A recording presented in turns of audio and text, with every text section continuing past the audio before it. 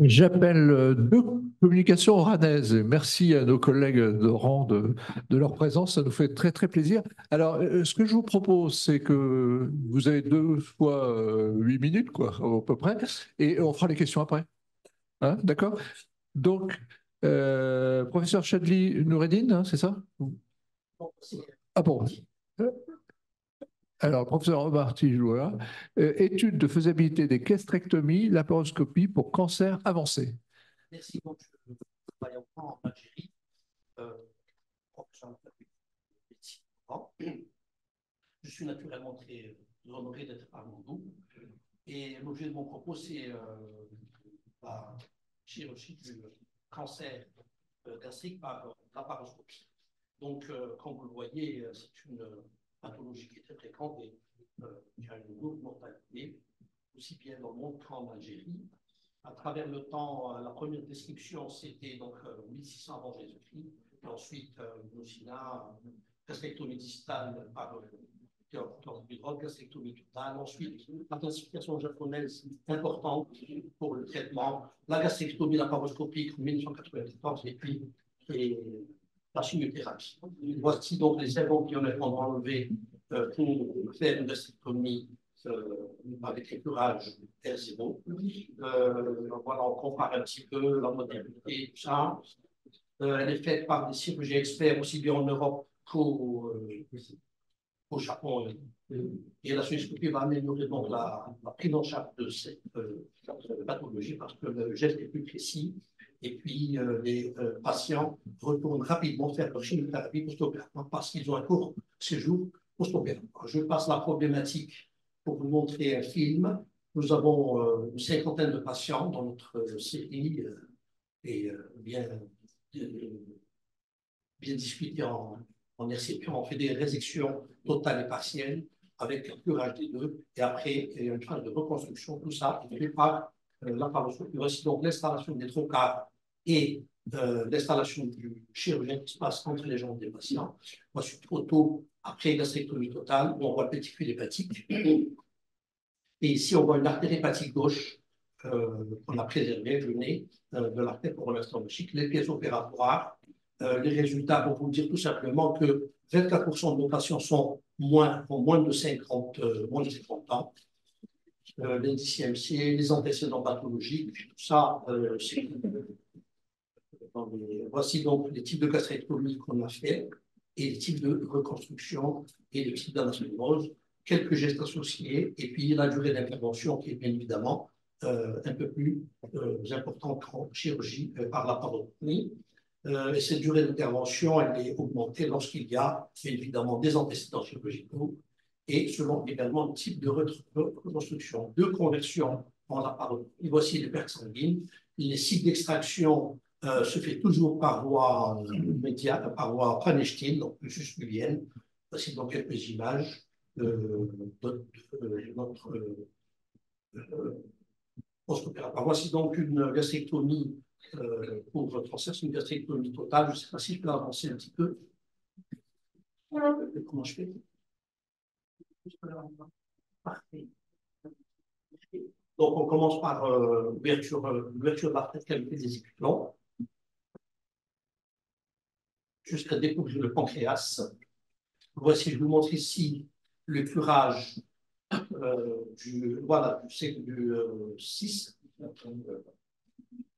Donc, la ligature et section de la veine et de l'artère gastro-épiploïque droite.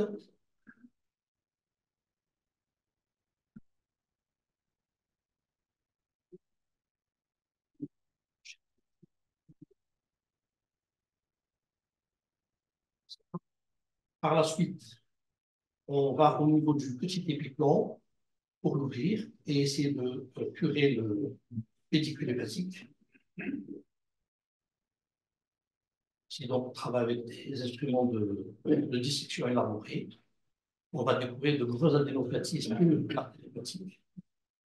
On voit ici l'artère pilonnaire, la gastrique droite. On va bien évidemment clipper rapidement.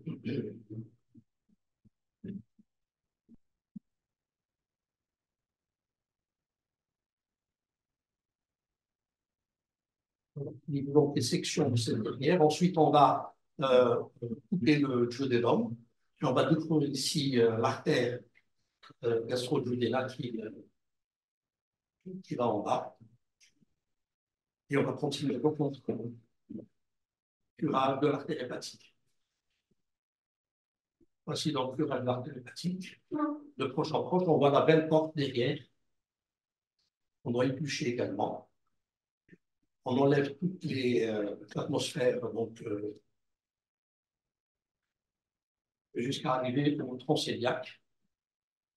On voit ici l'artère gastrique gauche. On va ligaturer également après avoir donc enlevé les ganglions qui étaient lourds. Et donc section de l'artère gastrique. On voit ici le départ de l'artère splénique. On va également éplucher. Jusqu'à la fin. Ici, on va faire le 1 et on va découvrir l'œsophage.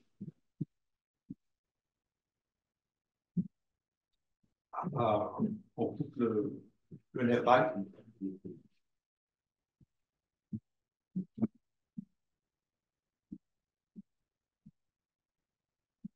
Ici. Voilà. Bon, polystectomie, je crois qu'il y a une lithèse vésiculaire. Donc, on prépare l'anse en Y. On va monter en transmésopodique. Voici donc la section de l'anse. On ouvre le mésocôle transverse de façon à monter l'anse. Donc, on fait une anastomose jéjunale en overlap, qu'on appelle, avant d'avoir coupé l'estomac. Ici, on coupe donc l'œsophage et la gastrectomie est pratiquement faite. Ça sert un peu de pesanteur après avoir fait cette anastomose jéjuno-œsophagique. Donc, on ferme les orifices d'introduction de l'endogénia. On fait notre anastomose, on fait un test d'étanchéité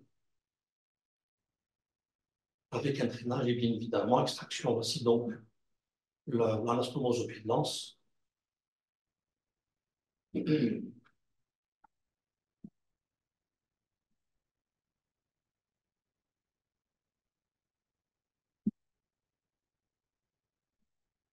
Extraction donc de la pièce opératoire par voie de pharyngée. On va mettre la pièce dans le sac d'extraction. La deuxième vidéo.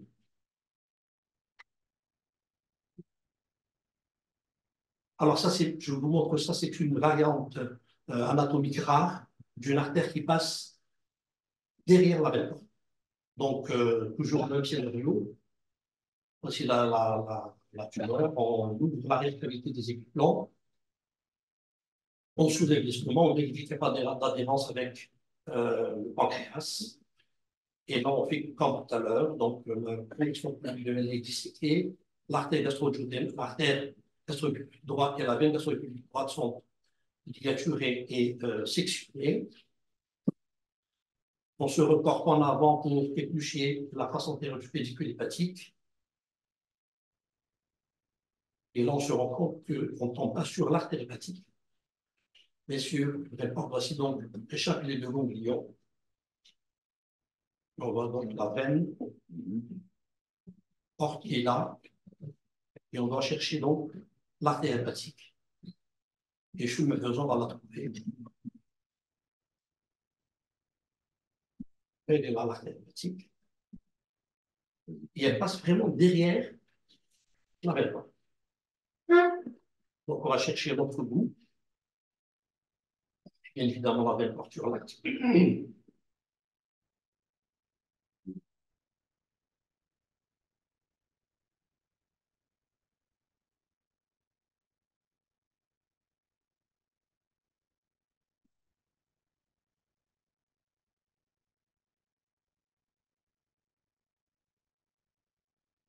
On doit être prudent parce qu'on ne sait pas d'où elle vient ou où elle part.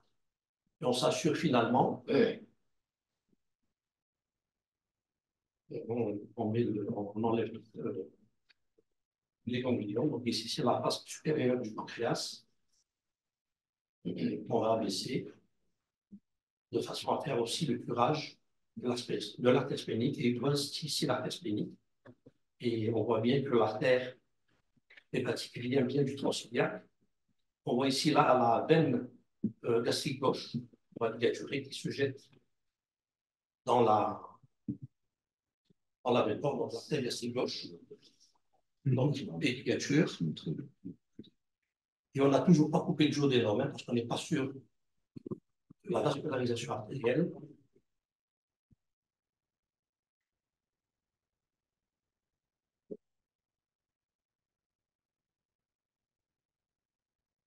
Si vous pouvez avancer un petit peu le film, peut-être. Oui.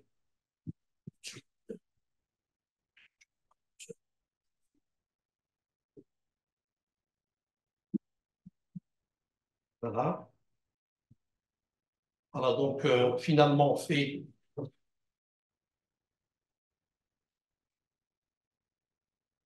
l'artère pylorique.